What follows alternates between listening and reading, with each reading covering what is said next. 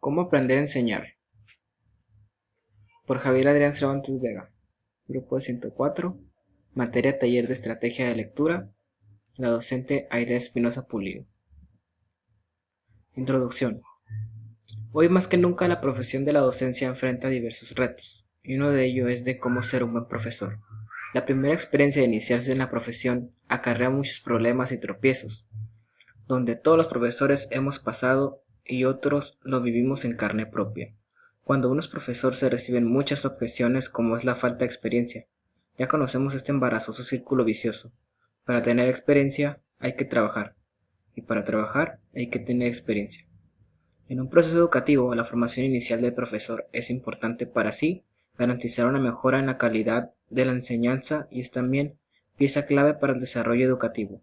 Formar al profesorado no es únicamente fijar criterio administrativo, pedagógico, sino establecer criterios que ayuden a reflexionar sobre la propia práctica y proponer proyectos de acción, como es una formación basada en el desarrollo profesional, que permite que el profesor sea lo bastante profesional para poder afrontar los retos del quehacer educativo. Desarrollo. Virtudes que un maestro debe tener. Entre las virtudes está lo que es la puntualidad, la responsabilidad, el afán por el trabajo, la voluntad de dar todo lo aprendido para mejorar la educación, entre otros. Problemas que un maestro tiene regularmente. Según diversas investigaciones sobre la problemática que afecta al nuevo profesor, se diseña a partir de los posibles errores cometidos en los primeros momentos de su profesión docente, a partir de la reflexión sobre los aciertos en su actividad cotidiana. Los problemas usuales que se encuentran en la actividad docente son en orden de importancia: disciplina del aula, tratamiento de las diferencias individuales en el aula, cómo motivar a los alumnos, cómo enfocar el trato con los padres, elaboración de un programa para el día y la adjudicación de los resultados del aprendizaje. Componentes para ser un buen maestro, estando en la etapa inicial. Es común que la mayoría de estudios sobre la formación del profesorado en esa etapa inicial es la de destacar la importancia de desarrollar los tres componentes que suelen considerar: el científico, el psicopedagógico, el cultural y uno extra, práctica en el ejercicio de la profesión docente, que es la reflexión sobre la propia práctica. Los cuatro componentes, sobre todo el último mencionado, que denominamos práctica docente, forman los ejes fundamentales de la formación y configuran una determinada manera de entender la profesión de enseñar. Cada uno de los componentes tiene una clara orientación de finalidad. Mediante el componente científico, el profesor se prepara para ser un agente educativo que posee conocimientos de alguna área específica, que ha de transmitir para su aplicación en el ejercicio docente. Se trata de entrada de ayudar al profesor a adquirir los conocimientos y los contenidos a partir de los que elabora las estrategias de formación de sus alumnos. En consecuencia, dentro de la formación científica será necesario hacer una distinción entre los contenidos curriculares y las técnicas de autoformación. Los contenidos, a su vez, debemos considerarlos en dos vertientes: por un lado, los procedimientos de expresión de esos contenidos y por otro lado, los contenidos propiamente dichos. El individuo se expresa, puede expresarse mediante cuatro procesos esenciales: la expresión lingüística, la expresión matemática, artística y la física. Ayudar al alumno a utilizar al máximo este abanico de posibilidades constituye un objetivo fundamental del profesor.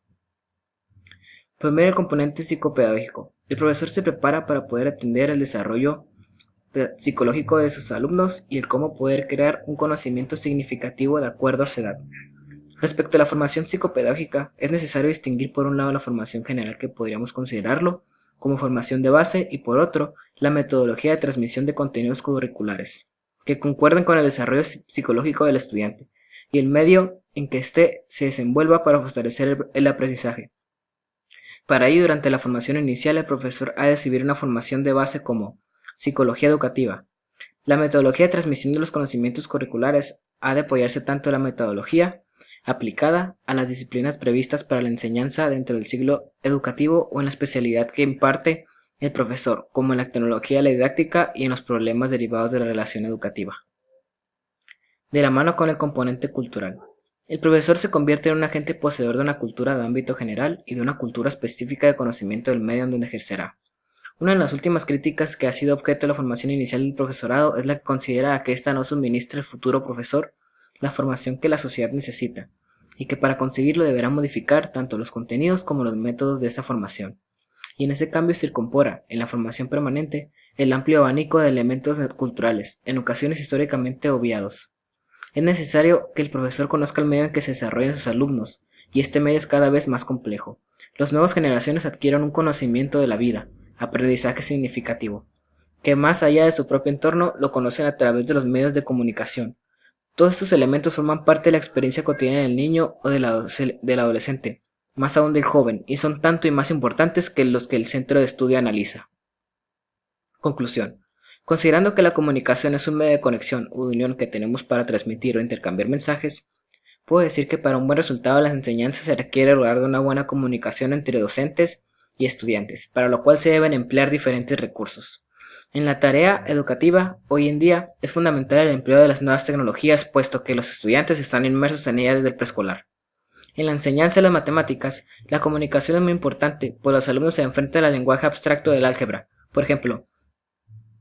Sin embargo, el uso de las tecnologías de la información y la comunicación, las TICs, en la enseñanza de las matemáticas hace que en las escuelas se promuevan los laboratorios de computación, que hacen más fácil que los alumnos comprendan temas como los referentes a geometría analítica, por citar un tema, que son complicados de explicar en un salón de clases si los alumnos no usan su imaginación. Sin embargo, si lo pueden ver, reciben mejor el mensaje y los procesan de manera más eficiente. Estas son mis referencias.